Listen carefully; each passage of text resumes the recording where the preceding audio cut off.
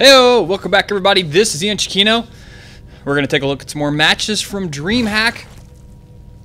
Once again, we're going to be looking at consolation matches. And let me go ahead and introduce our first two contestants. The top left side of the map, it's going to be our blue Zerg player. It's going to be Roots YugiOh. And way down here on the bottom right side of the map, our red Terran player, it's going to be new member of Mao's LucifroN. One of the members of the Spanish Armada. LucifroN's most recent results have been pretty good. He got round of 8 in the previous Dreamhack to this one, so Dreamhack Summer. And he also got round of 8 in the Premier League for WCS Season 1. So, you know, LucifroN liking the round of 8, which is a great result, especially consistent result that high. Really good play. Definitely a top Terran player in the whole European scene.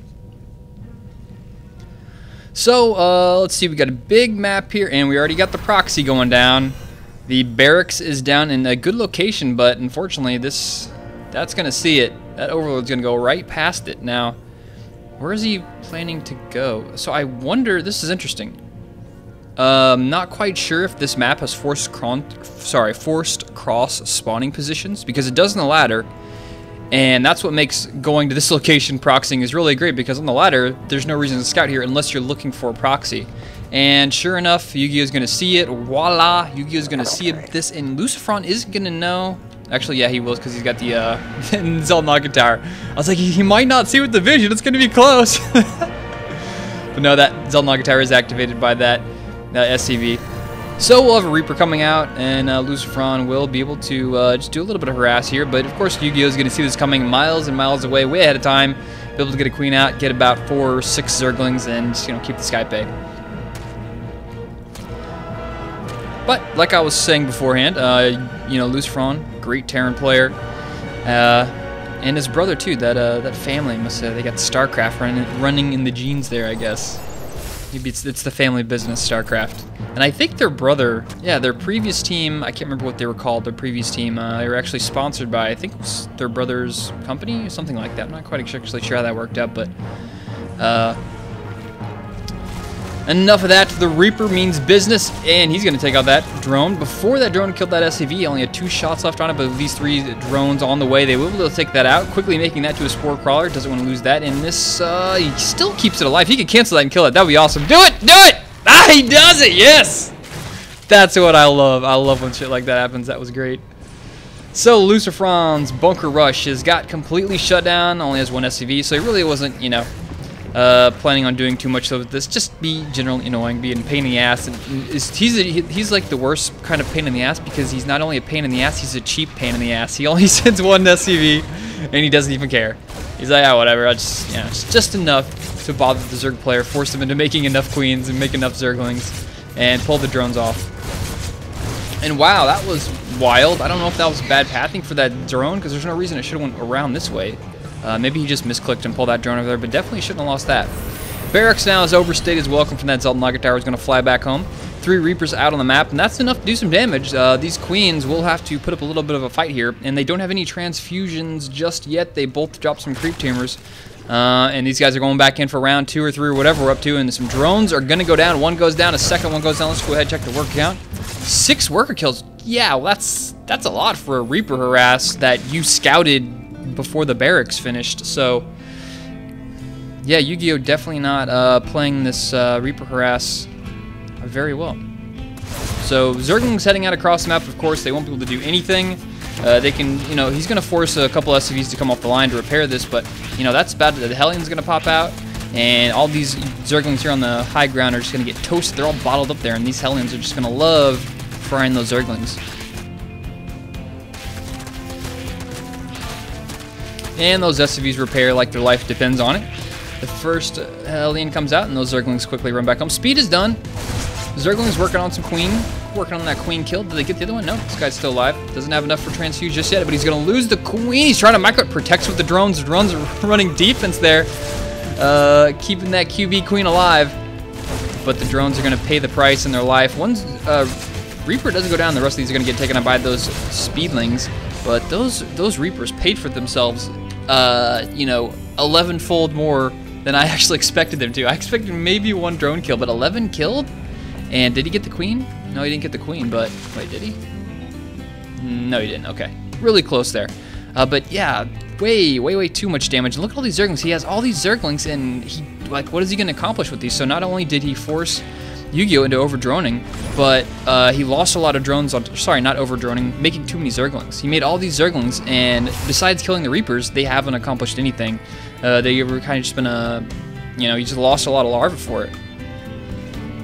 So he's got a couple guys going back on gas now. He's got some roaches. And I'm interested to see how YugiOh is going to play this. He's got very few options. I think in this position, I don't know, it's hard because he's really far behind. What do you do here? Do you go for the all-in at this point on 2 base? He hasn't taken a 3rd yet. He's spreading creep out. He hasn't made any extra queens just yet, so he's got a 2nd gas coming up. No 3rd yet in his main. He's building up a lot of larvae. He's got more than enough minerals, so he could easily make some more drones. So I'm just expecting a lot of roaches coming out here as soon as this roach warren finishes, probably 10 or so-ish. And we'll see if LucifroN can keep this lead alive. He's got a lot of Marines, which would be pretty decent. He just needs to keep his units alive and get up a little bit of a wall going here, and at least scout this out with these Hellions. So we're gonna have a roach play here. Roaches, Speedling coming out across the map. Drone, what's this guy gonna make? What are you gonna make, guy? Making banelings. Oh yes, YugiOh definitely committing to this. Even taking another gas. So he's gonna be on 3 gas, still dropping those injects. More Zerglings coming out, but he's gonna make 3 more roaches. Or sorry, 3 more drones. So definitely not trying. It's weird because, you know, he added a couple more drones in there. I don't know if that's just to saturate that gas or what, but he is kind of low on gas just because he was so low on drones and he had to make all those roaches, and now he doesn't have that much gas to make banelings. So this definitely isn't the optimal build you want to go for whenever you are looking to do a roach Zergling baneling all in. And now, you know, LucifroN's just heading out across the map, and he's going to bring the fight to YugiOh. YugiOh doesn't have any banelings just yet. The baneling nest is so close to being finished, but will he have enough to deal with this? This is going to be a problem here. This is going to be surely a problem. All right, let's check the working count before this goes down. 34 versus 38. The roaches are in such trouble. The Marines are there. The Hellions, he even has medevacs. Roaches forced to fall back. Banelings popping out, but is it going to be too much? No, he just picks them up, and those Hellions can easily get away. And those banelings really not doing any damage. Good control there by LucifroN, doing a lot of damage. Picking up all those Marines with the medevacs, and of course running the Hellbats away, or sorry, Hellions away. And nice target fire down there on those banelings. That was so great. Did you see that there? He was just targeting all of those banelings down. But look at this. A Zergling run by gets a 1 into the main. I guess, yeah, he had the supply depot down. He gets a couple in the main here. Damage going down to the front. A little bit of a worker harass. So let's check how many workers he actually killed there. Another drop going down here. 3rd base is going up, so 22 workers killed, so nice rebound here for YugiOh. I completely missed all that, but there was a little pop pointer there. That's great for everything I missed. I make sure to put in the video so you guys saw that. But this is massive. Like, that was such a huge counterattack that 22 workers killed versus 11. This game, he's back in the game now. 26 workers, 27 versus 50. YugiOh, going from sitting in the backseat, is now driving this game. He's in front, driving that Lamborghini top speed, and a macro hatchery right here from the front. LucifroN is just trying to just make this drop and do a little bit more damage, get as much out of it as he can, but there's so many Zerg forces. The medevacs are getting a little bit lower on life. He's going to scout out the tech here. He's going to scout the hatchery and both the evolution chambers. So at this point, YugiOh can easily transition into the 3rd base, get up to layer tech, and feel really good about himself. Before LucifroN was in a really great position, but that attack kind of didn't work out too great. He only killed a couple banelings, a couple Zerglings, and at the cost of losing, I think, every single SCV in its natural. So YugiOh showing some great multitasking in this game. We're defending extremely well while being aggressive, and that definitely paid dividends for him earlier on in the game. So 1-1 upgrades for the little ground forces here is probably going to, actually he's making some centrifugal hooks, so he's going to keep making the banelings. And of course those Zerglings, upgrade will work for both of those. And more Zerglings here at the front, siege tank out. Still trying to make some more workers, trying to get this base saturated. Well, look at this, you know, YugiOh completely saturated at his natural.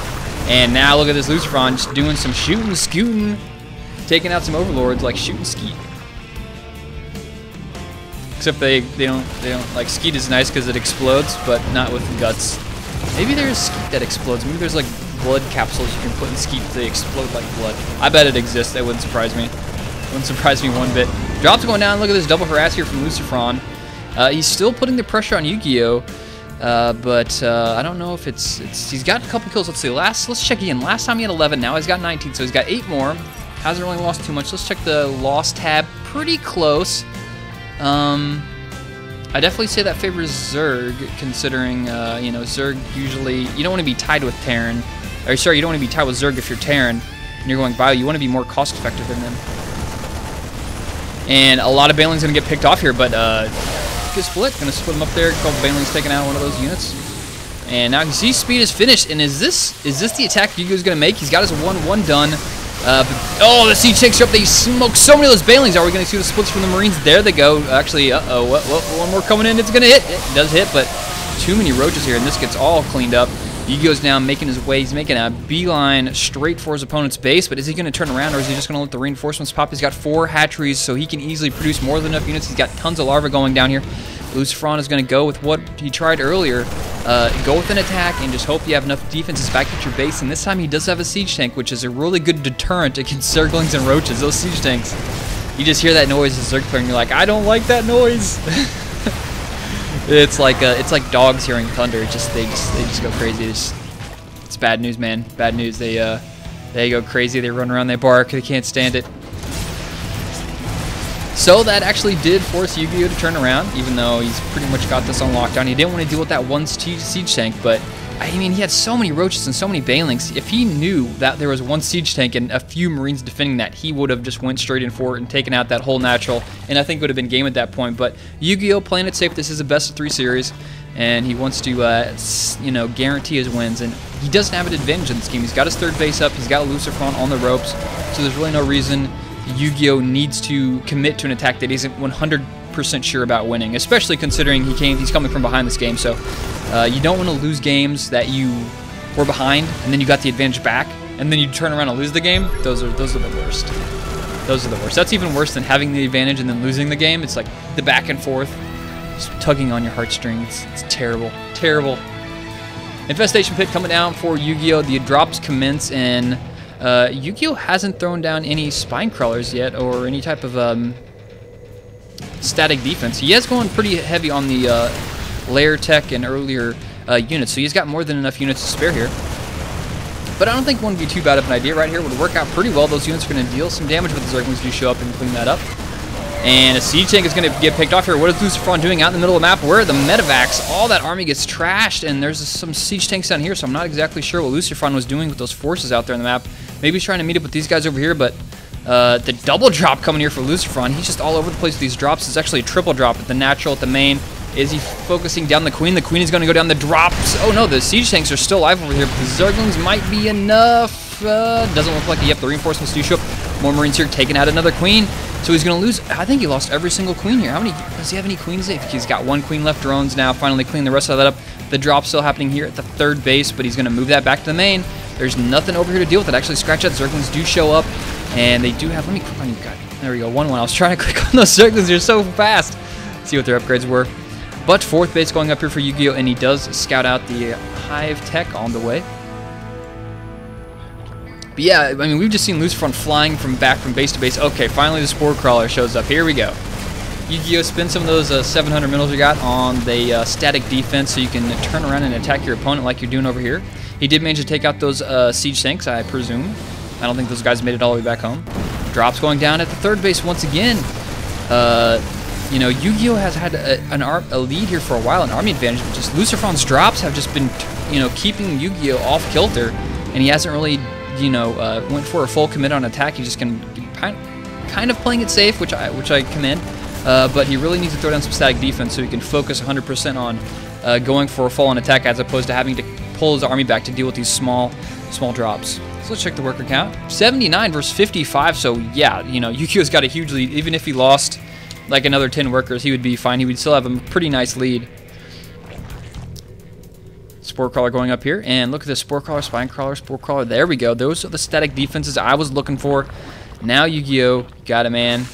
You got this. You got this in the bag, but look at this. LucifroN massing quite a siege tank force. Now, siege tanks are amazing units to deal with Zergling, Baneling, Roach. Those in Marines, that's just straight up Wings of Liberty stuff right there. He doesn't have, I don't think he has any, like, he's got 3 medevacs flying around, but that's it. He's put so much of his gas in those siege tanks. 1-1 almost done here for LucifroN, so that's going to allow him to catch back up the upgrade race. He is a little bit behind here. +2 is about 1/3 of the way done for YugiOh. And LucifroN is just keeping me busy here observing this game. He's just dropping over here, going over here. And there's like no queens to be seen. He's still rebuilding those. So these medevacs just have free roam all across the map. This drop will get cleaned up. No, he picks it up. Oh, look at that, right on top of it. So some commands that are trying to be built here for LucifroN. But Zerglings and Roaches showing up at the same time. Look at this. LucifroN going for a counterattack. It's going to take out this 4th base, no problem. And YugiOh quickly abandons it. But will there be enough forces to deal with this? The reinforcements are slowly rolling in. The Roaches do manage to force a cancel on one of those command centers. So we traded 1 full base with saturation for 1 command center. Definitely paying off better for LucifroN. LucifroN trying to get himself back in this game now. Here we do have YugiOh pushing his way forward. There's only 2 siege tanks in here. Now's his chance to go for it. Now's his chance to get on that production, do as much damage as possible. Will he have enough forces to deal with this huge force making its way through the middle? He doesn't have much in here. The army count is huge for LucifroN, and these Roaches are going to get cleaned up by this 1 siege tank here because they're not being controlled very well. Now we have the Zerglings and Banelings. The Banelings need a connection extremely well before these siege tanks pop up. No, they do not. And now it's just a ton of Marines, a ton of siege tanks, and YugiOh is left with not much to speak of. He's trying to make a lot of Zerglings here, but the supply is even, but you have to remember the worker count. 63 versus 36. All that extra supply is tied up in drones and not in army. And LucifroN's army is just steamrolling its way forward here. A couple Broad Roaches being annoying back here. But yet another base falls, so now we have a 2-base Zerg versus a 3-base Terran. A couple more Zerglings going for a run by. Those guys will be annoying. And these Roaches are just burrowed all over the place. Another, double drop going straight on those Banelings. That was not a good spot to drop. That was dropping straight on a landmine for siege tanks chilling out here. Those guys will be able to get cleaned up pretty quick.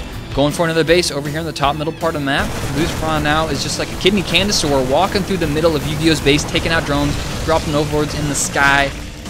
And just more drones going down here. He can take out any tech he feels like because YugiOh isn't pulling this back. He's kind of dealing with the scan, goes down here, trying to kill off a couple of the Roaches, get rid of this infestation in his base. Very annoying. And the Zergling's even burrowed over here. I do love a Zerg player who gets burrow. That's like one of my other things. If you listen to my last commentary, I exclaimed my love for players who scout a lot. And next on that list would probably be Zerg players who use burrow. And it's working out pretty good here for YugiOh. All those siege tanks get cleaned up, but LucifroN's attack does not cease. This guy is hard to kill. This guy will not die. He will not go quietly into the wind. A lot of siege tanks. Look at all these siege tanks here. I thought we saw a Spire a while ago. Did we see a Spire somewhere? Yeah, we do have a Spire, so we can transition into Muta, but he has so much gas. Look at all that gas, but he just doesn't have enough minerals. He was forced to make all those Zerglings to defend his base, and he wasn't allowed the opportunity to make all those Muta that he really could use at this point. Without all those medevacs, forcing those Marines to overstim, you can really do a lot of damage with those Muta. And at this point, I think he would really be wishing he had a lot of Muta, but he just can't. He can't really afford it, and he's going to lose the spawning pool, which is bad news. Maybe, nope, definitely going to lose it. That goes down, and YugiOh drops the GG after losing another base over here on the right, losing this other base. That's like 5th, 6th base. I'm not quite exactly sure, but, you know, it was like YugiOh was behind, then LucifroN kind of lost a little bit, then YugiOh caught back up, and then LucifroN's drops are just everywhere, all over the place, all the time, and YugiOh never really committed to that attack. I think he could have sealed the victory with that attack. He sent his whole army across the map. There was only 1 siege tank there and a couple Marines. He could have easily slaughtered that and taken out the whole base, used his reinforcements to clean up the drops. But YugiOh was, I think, maybe thought he was a little bit further behind than he was. Didn't work out for him. LucifroN slowly pulling himself back in this game, takes the victory with just drop after drop after drop. And that was well played from LucifroN. So game number 1 is going to go to LucifroN. We're going to head on in game number 2 coming up next. Thank you guys for watching. See you next time.